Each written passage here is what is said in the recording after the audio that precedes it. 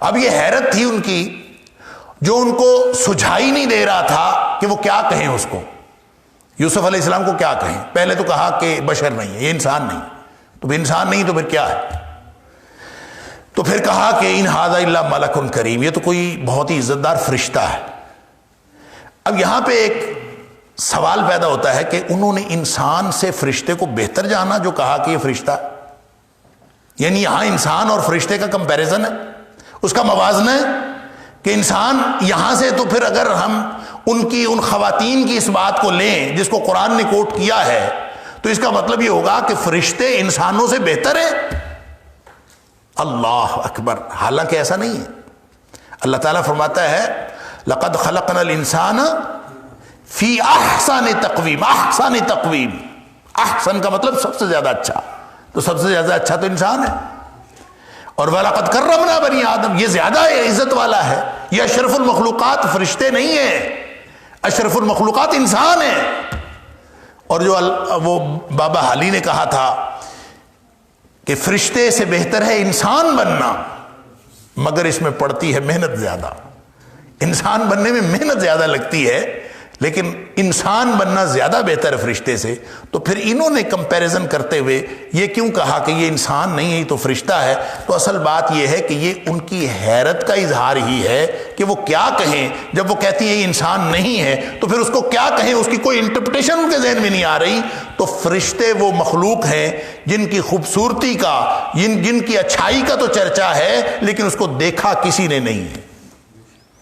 کیونکہ ہم نے فرشتوں کو کسی نے بھی نہیں دیکھا، تو ایک ایسا حسن اور حسن کا ایک ایسا معیار جو اس سے پہلے کبھی نہیں دیکھا، اس کو وہ فرشتوں سے انٹرپریٹ نہ کریں تو اور کیا کہیں؟ وہ فرشتوں کا نام لے کے وہ گویا اپنی حیرت کی انتہا بتا رہی ہیں کہ جناب یہ فرشتہ ہی لگتا ہے، یہ انسان تو نہیں لگتا۔ فرشتہ کیوں؟ اس کو کسی نے نہیں دیکھا، تو یہ ایسا ہے جیسا حسن کسی نے نہیں دیکھا۔ یہ صرف گویا انہوں نے اپنی حیرت کا اظہار کیا ہے۔ یہاں فرشتے اور انسان کا موازنہ ہرگز نہیں ہے اور نہ ہی کیا جا سکتا۔ اللہ تعالیٰ نے انسان کو فرشتے سے بہتر بنایا، فرشتوں سے انسان کو سجدہ کروایا ہے، انسانوں سے فرشتوں کو سجدہ نہیں کروایا۔ فرشتوں کو اللہ کی بیٹیاں قرار دینے والے یا اللہ کے کسی بھی کام میں شریک کرنے والے وہ تو مشرک قرار پاتے ہیں۔ لہذا یہ کبھی ذہن میں نہیں آنا چاہیے کہ زنان مصر نے جو کہا کہ ان ھذا الا ملک کریم، یہ بشر نہیں ہے بلکہ یہ فرشتہ ہے، تو یہ ذہن میں کبھی بات نہیں آنی چاہیے کہ فرشتے انسان سے بہتر ہیں، انسان ہی فرشتے سے بہتر ہے۔ یہ تو صرف ان کی اپنی حیرت کا اظہار ہے کہ جس طرح کا ہم نے اس کو دیکھا ہے ایسا کبھی ہم نے دیکھا نہیں۔ تو فرشتے ہی ایک ایسی مخلوق ہے جس کو کسی نے نہیں دیکھا۔ اچھائی کا تصور اگر آتا ہے، کسی مخلوق کی خوبصورتی کا تصور آتا ہے تو فرشتے کا آتا ہے۔ لہٰذا انسان کہہ دیتا ہے کہ عیوب و نقائص سے وہ پاک ہیں، تو ہم کو کہہ دیا کہ یہ انسان نہیں ہے، یہ فرشتہ ہے۔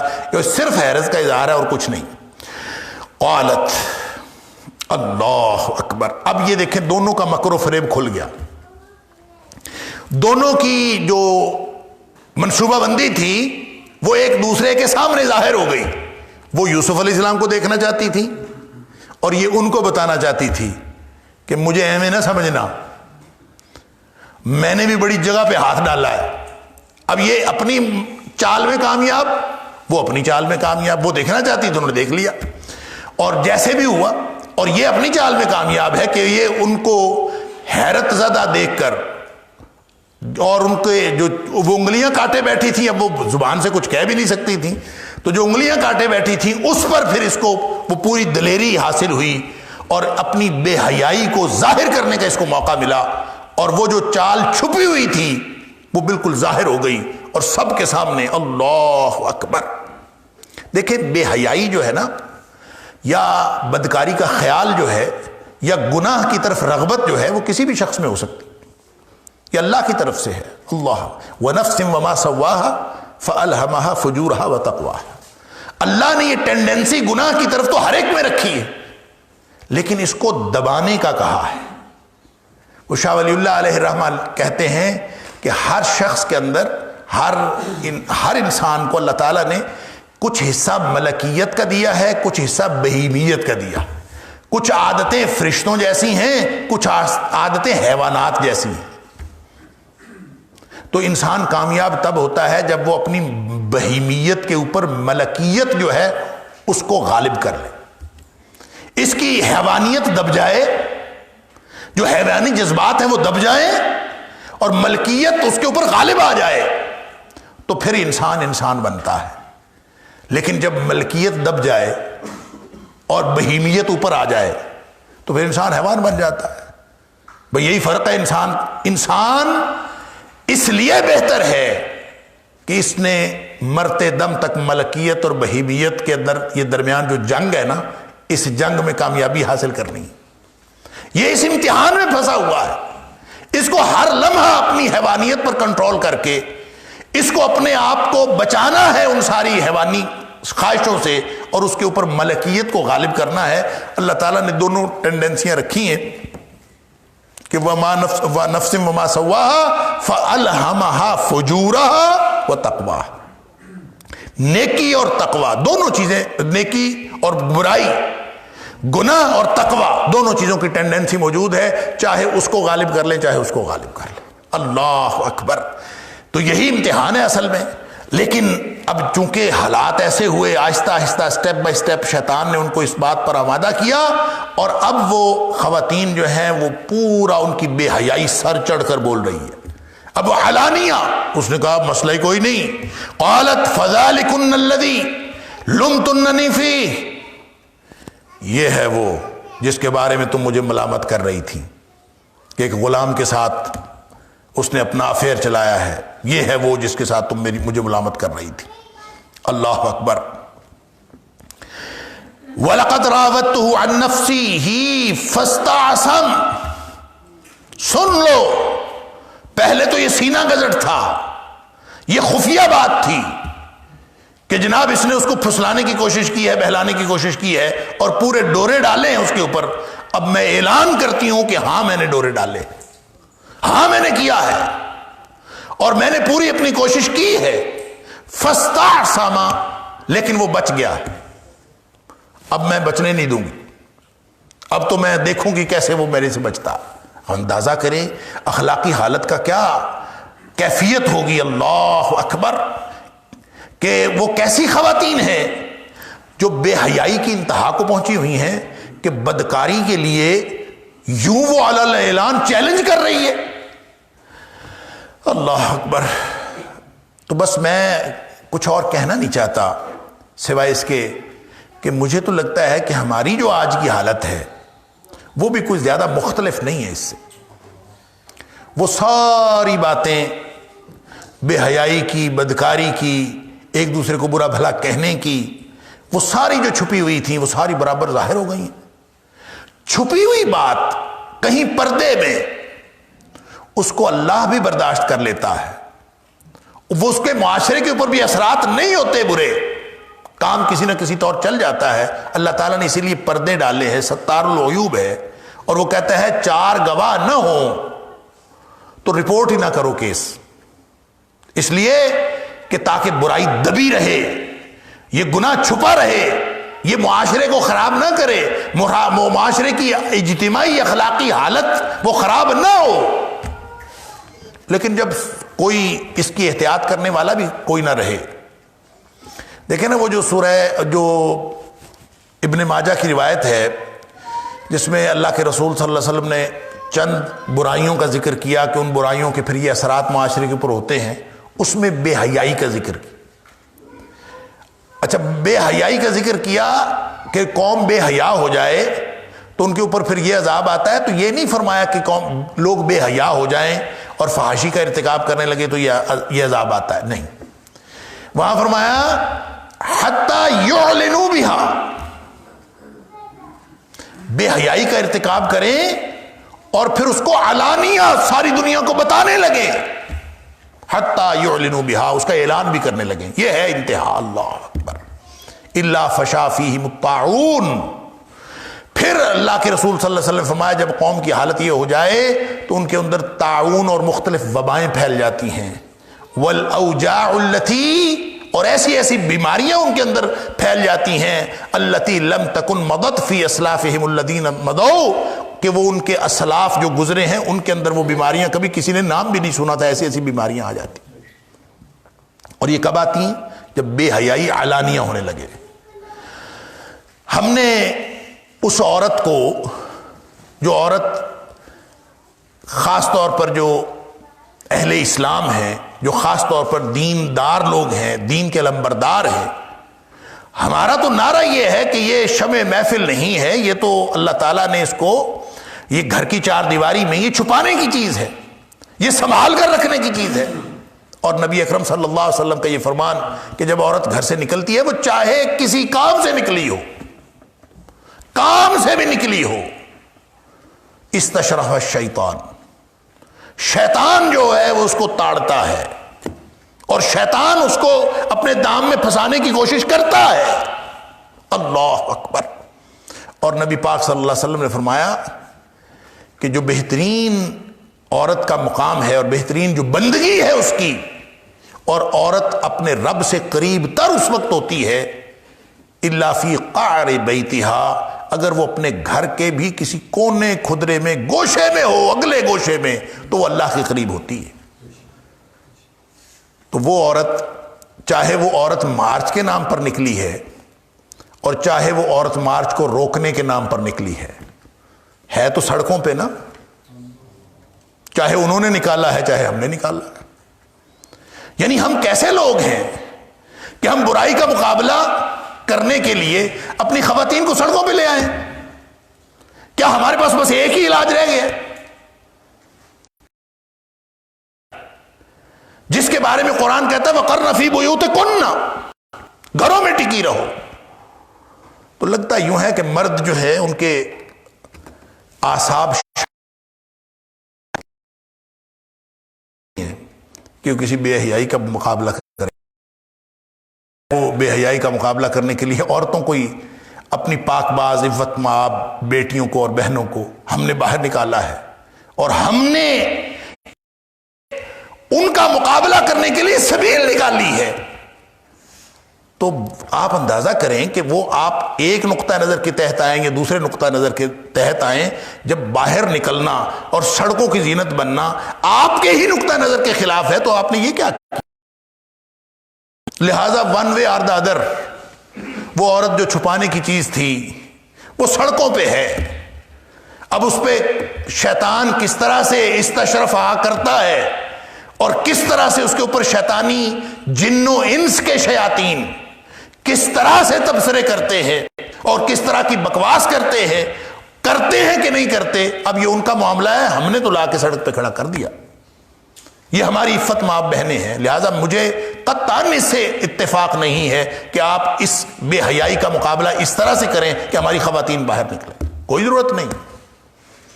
آپ سیدھے طریقے سے، کبھی کسی ایسے طریقے سے انقلاب نہیں آ سکتا جو محاذ شیطان کا پیدا کیا ہوا ہے۔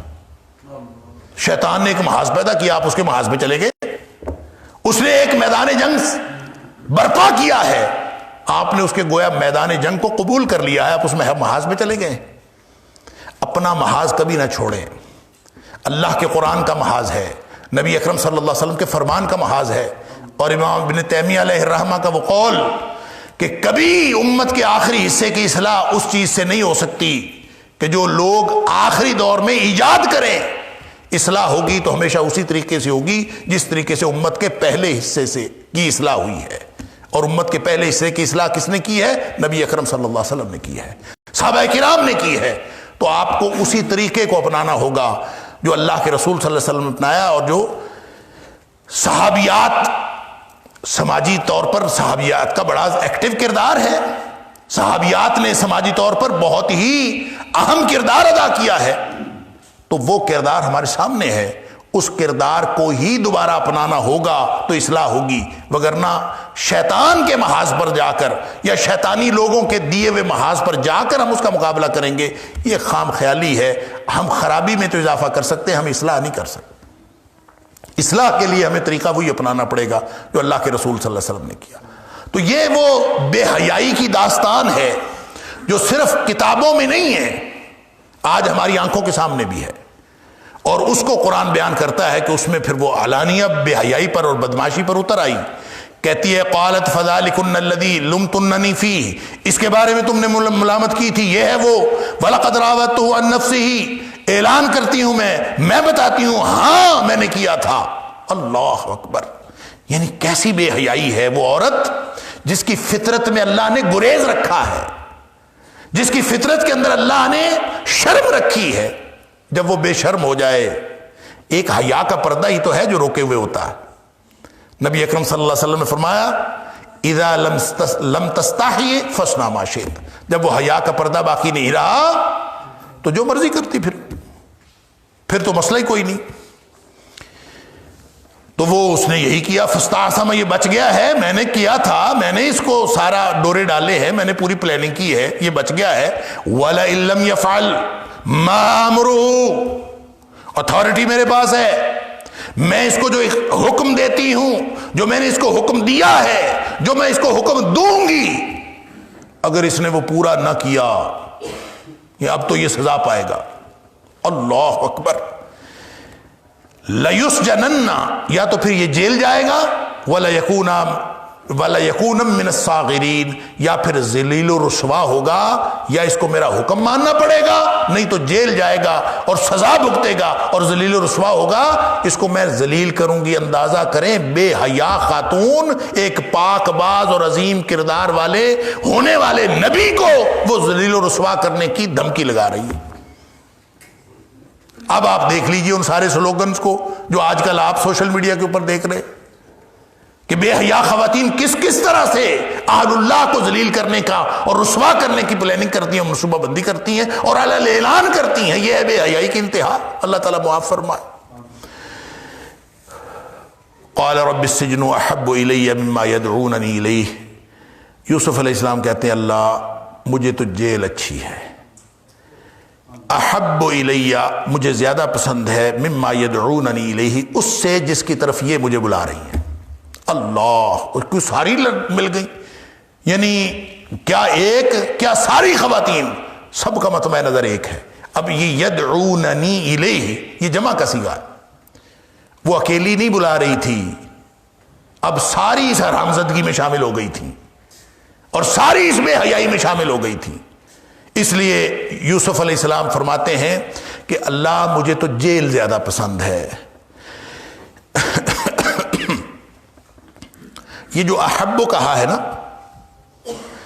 کہ مجھے زیادہ پسند ہے، تو یہ صیغہ تفضیل کا ہے، احب کہ ساری چیزوں سے زیادہ پسند ہے۔ تو ایسے نہیں تھا کہ حضرت یوسف علیہ السلام کو جیل پسند تھی تو انہوں نے اپنی پسند کا اظہار کیا کہ اللہ مجھے جیل میں جانا بڑا پسند ہے، نہیں۔ اس وقت کے جو برے حالات تھے ان کے ساتھ جب موازنہ کیا ہے، اور خاص طور پہ وہ بے حیائی جس کی طرف وہ ساری خواتین کھینچ رہی تھی one way or the other, اس سے، اس برائیوں سے، ان ساری بے حیائیوں سے جیل کو بہتر سمجھا ہے۔ لہذا احب ہے تو صیغہ تفضیل، لیکن یہ نہ سمجھا جائے کہ انہوں نے باقی سارے جو آپشنز تھے اس میں سے جیل کو پسند کیا، نہیں، اس وقت کے جو حالات تھے اس کے مقابلے میں جیل کو پسند کیا ہے۔ یہ صیغہ تفضیل صرف دو برائیوں میں سے چھوٹی برائی کو پسند کرنے اور اس کو اختیار کرنے کی اور اس کی دعا کرنے کی نشاندہی کرنے، اس سے بڑا اس کا کوئی مطلب نہیں۔ لہذا کوئی یہ نہ اس سے مطلب لے کہ یوسف علیہ السلام نے سارے معاشرے سے کٹ کے ایک جیل میں جانا پسند کیا، لہذا یہ احب چیز ہے، یہ بہترین چیز ہے، یہ پسندیدہ ترین چیز ہے، ایسا کچھ نہیں ہے۔ بلکہ یہ صیغہ تفضیل اس صورتحال میں جو اویلیبل جو آپشنز تھے اس میں سے انہوں نے کہا جو جیل ہی ٹھیک ہے۔ اس پر جو ہے نا بڑی خوبصورت بات مفسرین نے لکھی ہے اور وہ حدیث کے بھی مطابق ہے۔ وہ کہتے ہیں یوسف علیہ السلام جو جیل گئے ہیں نا، یہ کسی جرم میں نہیں گئے، یوسف علیہ السلام خود مانگ کے جیل میں گئے، خود مانگا ہے نا کہ اللہ مجھے جیل دے دے، وہ زیادہ اچھی ہے۔ تو یہ حضرت یوسف علیہ السلام کا اس وقت کی صورتحال میں اجتہادی فیصلہ تھا، اور ان کی دعا کی ایک ترتیب تھی کہ یا اللہ مجھے جیل دے دے۔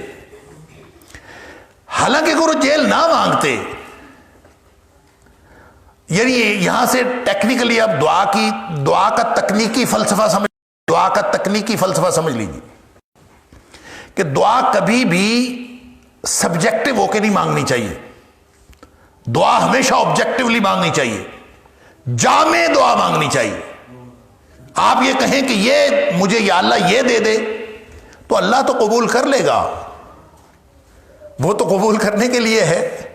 وہ تو کہتا ہے کہ مجھے جب بھی کوئی پکارے، اجیب دعوت الداعی اذا دعان، کوئی سچے دل سے پکارے صحیح، ہم تو اس کی دعا قبول کر لیتے ہیں، لیکن دعا ٹیکنیکلی ٹھیک ہونی چاہیے۔ اب یہاں پہ اگر حضرت مفسر نے لکھی ہے یہ بات کہ اگر حضرت یوسف علیہ السلام یہ نہ کہتے کہ اللہ جیل دے دے، وہ کہتے اللہ مجھے ان سے بچا لے، تو اللہ عافیت جیسے مرضی دیتا، اللہ تعالیٰ اس کی کیا سبیل کرتا، وہ اللہ پہ چھوڑ دیتے۔ یعنی اس وقت کے اویلیبل آپشنز میں سے انہوں نے سمجھا جیل ٹھیک ہے، تو انہوں نے اللہ سے جیل مانگ لی۔ تو جیل میں اصل میں وہ گئے ہیں اپنے مانگے سے، اپنی طلب پر گئے ہیں۔ اگر وہ اللہ سے یہ دعا نہ مانگتے کہ اللہ جیل دے دے، وہ کہتے اللہ مجھے ان سے بچا لے۔ اس کا ایک ترمذی شریف کی حدیث ہے، اس میں بھی ذکر آتا ہے کہ ایک شخص نے دعا مانگی اور دعا مانگ رہا تھا اللہم انی اسالک الصبر، اللہ میں تجھ سے صبر مانگتا ہوں۔ یہ صحیح حدیث ہے، ترمذی شریف کے اندر موجود ہے۔ اللہم انی اسالک الصبر، اللہ میں تجھ سے صبر مانگتا ہوں۔ اب صبر کتنی اچھی چیز ہے، واستعینوا بالصبر والصلاۃ، اللہ اکبر۔ بڑی یہاں پہ تکنیکی فلسفہ جو میں نے عرض کیا نا، دعا کا تکنیکی فلسفہ سمجھ لیجئے۔ صبر کرنے کی چیز ہے، مانگنے کی نہیں ہے۔ واستعینوا بالصبر والصلاۃ، صبر اللہ کی اطاعت کرنے پر کرو، صبر گناہوں سے بچنے پر کرو، اور صبر مصیبتوں پر کرو، لیکن مانگنا نہیں ہے صبر۔ صبر کرنے کی چیز ہے، مانگنے کی نہیں ہے۔ تو آدمی دعا مانگتا ہے اللہم انی اسالک الصبر، اللہ میں تجھ سے صبر مانگتا ہوں۔ اللہ اکبر۔ نبی اکرم صلی اللہ علیہ وسلم اس کی یہ بات سن لی۔ آپ نے فرمایا کہ یہ کیا مانگ رہے ہو؟ تو نے تو اللہ سے سالت اللہ البلا، تو نے تو اللہ سے مصیبت مانگی ہے۔ تو جب صبر مانگ رہا ہے تو گویا اللہ تیرے اوپر مصیبت نازل کرے پھر تو صبر کرے، اس کا مطلب یہ ہے، تو گویا ٹیکنیکلی تیری دعا غلط ہے۔ اور نبی پاک صلی اللہ علیہ وسلم فرماتے ہیں فَسَلْهُ اللَّهَ الْعَافِيَةَ، تو اللہ سے عافیت مانگ، صبر نہ مانگ، اس لیے کہ صبر بہت اچھی چیز ہے۔ ان اللہ مع الصابرین، اللہ صبر کرنے والوں کے ساتھ ہے، لیکن صبر کرنے والوں کے ساتھ ہے، مانگنے والوں کے ساتھ نہیں۔ صبر مانگتے نہیں ہیں، صبر کرتے ہیں۔ تو آپ کو اگر کوئی چیز مانگنی ہے، وہ کسی نے چٹ بھیجی، آپ دعا کریں اللہ تعالیٰ کرونا وائرس سے بچائے، میں نے کہا چلو ٹھیک ہے کرونا سے بچا لے، کسی اور وائرس سے موت آ جائے ٹھیک، یعنی غلط ہے ٹیکنیکلی دعا۔ آپ اللہ سے عافیت مانگیں، وہ کرونا وائرس ہو، کوئی وائرس ہو، اللہ مجھے عافیت دے، اللہ مجھے تندرستی دے۔ دیکھیں سب سے زیادہ نبی اکرم صلی اللہ علیہ وسلم جو دعا مانگا کرتے تھے وہ یہی ہے جو قرآنی دعا ہے، ربنا آتنا فی الدنیا حسنہ وفی الآخرۃ حسنۃ وقنا عذاب النار، اللہ دنیا بھی بہترین کر دے، آخرت بھی بہترین کر دے، اور اللہ جہنم کے عذاب سے بچا لے۔ بات ختم۔ دنیا کی بہتریاں کیا ہیں اللہ جانے اور اس کا کام جانے، آخرت کی بہتریاں کیا ہے وہ جانے اور اس کا کام جانے، میں کیوں اسپیسیفکلی یہ سوچوں۔ ایک شخص دعا مانگ رہا تھا اللہ جنت کے اندر وہ فلاں جگہ پہ سفید محل مجھے دے دے، نبی پاک صلی اللہ علیہ وسلم نے فرمایا کہ کیوں اللہ تعالیٰ کے ساتھ اس طرح کا مذاق کرتے، کیوں اسپیسیفائی کرتے ہو کہ یہ دے دے، بس جنت مانگو، اور جنت میں بھی مانگنی ہو تو جنت الفردوس مانگو، اعلیٰ ترین جنت مانگو۔ اس میں محل کیسا ہے، سفید ہے کہ پیلا ہے کہ نیلا ہے کہ کیسا ہے، چھوٹا ہے کہ بڑا ہے، وہ اللہ جانے اور اس کا کام جانے۔ جب جنت ایسی ہے کہ جس کے بارے میں کوئی تم تصور ہی قائم نہیں کر سکتے، تو پھر اسپیسیفیکیشن رکھنا اس طرح کا باغ وہاں چاہیے، اس طرح کی فلاں چیز چاہیے، جب جائیں گے تو وہاں لے لیں گے انشاءاللہ۔ وہ ایک ہمارے گاؤں میں لڑکا ہوتا تھا، اللہ تعالیٰ مغفرت فرمائے، فوت ہو گیا، وہ اس کو میں نے دعا مانگتے دیکھا، اللہ جنت دے دے چاہے دور سے اس طرح پھینک کہ میرا جاتے ہی من کا ٹوٹ جائے، لیکن جنت دے دے۔ جو باقاعدہ مانگ رہا تھا، مذاق نہیں کر رہا تھا، اللہ چاہے جاتے ہی من کا ٹوٹ جائے لیکن جنت میں پھینک دے۔ کیا ضرورت ہے اس طرح کی بد دعائیں کرنے کی؟ اگر اللہ نے واقعی اس طرح پھینک دیا تو پھر تو تکنیکی فلسفہ دعا وہ مانگیں، یعنی جو ایک میں آپ کو صحیح واقعہ بتاتا ہوں. میرے چچا زاد بھائی تھے، فوت ہو گئے، اللہ تعالیٰ ان کی مغفرت فرمائے، ذمہ دارہ کرتے تھے. انہوں نے مجھے خود واقعہ سنا. وہ کہتے ہیں کہ میں کھیتوں میں ہل چلانے کے لیے، اور جو جتنے بھی ذمہ دار ہیں ان کو خوب پتہ ہے کہ کھیتوں میں ہل چلانے کا ایک خاص وقت ہوتا ہے، زمین کی خاص نمی ہوتی ہے، جب وہ نمی حاصل ہوتی ہے تو اس وقت انہوں نے کرنا ہوتا ہے. اس سے زیادہ نم ہو یا زیادہ خشک ہو تو ہل نہیں چلایا جاتا، اس پہ کاشتکاری نہیں ہوتی. لہذا وہ کہتے ہیں کہ بالکل میری زمین، اس کو کہتے ہیں زمین کا وتر آنا، کہ زمین وتر آئی ہوئی ہے، اور بالکل زمین وتر آئی ہوئی تھی. کہتے ہیں کہ میں نے ٹریکٹر ڈالا، ایک طرف سے بوائی شروع کرنی تھی تو ایک طرف سے میں نے ٹریکٹر ڈالا تو ادھر سے دیکھا کہ بادل گرجتا ہوا چڑھ رہا. تو کہتے ہیں یوں میں نے دیکھا، میں نے کہا اوہ یہ تو بارش ہو جائے گی، اور بارش ہو گئی تو میرا تو سارا کام خراب ہو جائے گا، اور یہ تو پھر بجائی کا موسم ہی گزر جائے گا اتنی دیر میں. تو مجھے وہ ساری جتنی کاشتکاری کرنی تھی، وہ 8 دن مجھے لگنے تھے وہ ساری کاشتکاری میں. تو کہتے ہیں ایسے ہی میں نے بادل کو دیکھا، اور میں نے دیکھتے ہی میرے زبان سے یہ دعا نکلی کہ یا اللہ مجھے تو 8 دن ہی چاہیے تھے، یعنی بجائی کے لیے مجھے 8 دن ہی چاہیے تھے. تو کہتے ہیں بس میں نے یہ دعا کی، یا اللہ مجھے 8 دن ہی چاہیے تھے، تو ابھی میں اس کو بادل کی طرف دیکھ رہا ہوں اور یہ میں نے دعا کی ہے. تو مجھے فوراً احساس ہوا دعا کرنے کے بعد کہ ایک تو مجھے یہ احساس ہوا کہ میری دعا اللہ نے قبول کر لی ہے، اور دوسرا مجھے احساس ہوا کہ میں دعا تکنیکی طور پر غلط مانگ بیٹھا ہوں، ٹیکنیکلی دعا غلط مانگ بیٹھا ہوں. اب اس میں غلطی کیا تھی؟ اللہ اکبر، 8 دن مانگے نا، تو کہتے ہیں کہ اس کے بعد 8 دن بارش نہیں ہوئی. میں نے بارش دیکھ کے 8 دن مانگے تھے، اللہ نے 8 دن دے دیے، لیکن کہتے ہیں کہ میری بجائی نہیں ہو سکی. کسی دن میں بیمار ہو گیا، کسی دن ٹریکٹر خراب ہو گیا، کسی دن ڈرائیور بیمار ہو گیا، کسی دن کوئی مسئلہ، کسی دن کوئی مسئلہ، 1 ایکڑ کی بھی بجائی نہیں کر سکا. 8 دن اللہ نے دے دیے. اب بتائیں کیا مانگنا چاہیے تھا اللہ سے؟ اللہ سے کیا مانگنا چاہیے تھا؟ اس موقع پر اگر وہ یہ کہہ دیتا کہ اللہ میری بجائی کروا دے، تو جیسے مرضی وہ کروائے، یہ اس کا کام ہے. اور اگر آپ اوورآل دنیا کی بہتری مانگ لیں تو بہتری آپ کی بجائی میں ہے کہ بجائی نہ ہونے میں ہے، وہ جانتا ہے. لہذا دعا مانگتے وقت یہاں حضرت یوسف علیہ السلام اللہ کے نبی ہیں، لیکن دعا میں جیل مانگ رہے ہیں. اللہ نے جیل عطا فرما دی، لیکن اگر وہ جیل نہ مانگتے، جو مانگتے اللہ تعالیٰ عطا فرما دیتا. اگر وہ فرماتے کہ اللہ مجھے ان زنان مصر سے عافیت عطا فرما، تو ہو سکتا ہے اللہ جیل بھیجے بغیر ہی عافیت دے دیتا اور اس کو مل جاتی. لیکن یہ مانگ کے لیے ہے. رب السجن قال رب السجن احب الی، اللہ یہ جیل جو ہے یہ مجھے زیادہ پسند ہے، اس سارے حالات میں مجھے جیل جانا زیادہ پسند. تو مانگ ہی لی تو پھر اللہ تعالیٰ نے دے دی. لہذا سن لیجئے، دعا جب بھی مانگنی ہو بڑی احتیاط سے مانگے. کوئی ضرورت نہیں ہے غلط دعا مانگ کر پھنسنے کی، بلکہ جامع دعا مانگے. اور کبھی ہمیشہ اس استثناء کے ساتھ مانگے کہ اللہ یہ چیز اگر میرے لیے بہتر ہے تو مجھے عطا فرما. کبھی یہ نہ کہے کہ یہ مجھے دے. اولاد کی دعا مانگے تو کبھی صرف اولاد کی دعا نہ مانگے، ہمیشہ نیک اولاد کی دعا مانگیں. اللہ اولاد دے دے اور اولاد نیک نہ ہو، بری ہو، اللہ نخواستہ اللہ تعالیٰ معاف فرمائے، تو اس سے بڑا عذاب کوئی نہیں ہے. اللہ تعالیٰ جس کو اولاد دے نیک اولاد دے، اور اللہ تعالیٰ جن کو جو صاحب اولاد ہیں ان کی اولادوں کو ان کی آنکھوں کی ٹھنڈک بنائے. اب آنکھوں کی ٹھنڈک کیسے بنانا ہے وہ جانتا ہے. اب آپ اس کو بھی پلان کر کے اللہ کو بتا دیں کہ اللہ تعالیٰ یہ CSS کر جائے، اللہ یہ جو ہے انجینئر بن جائے، یہ ڈاکٹر بن جائے، یہ فلاں بن جائے، تو آپ اصل میں غلط دعا مانگ رہے ہیں. ہو سکتا ہے اس کا ڈاکٹر انجینئر بننا آپ کے لیے اچھا ہی نہ ہو، لیکن آپ مانگ رہے ہیں اللہ تعالیٰ تو بنا دے گا.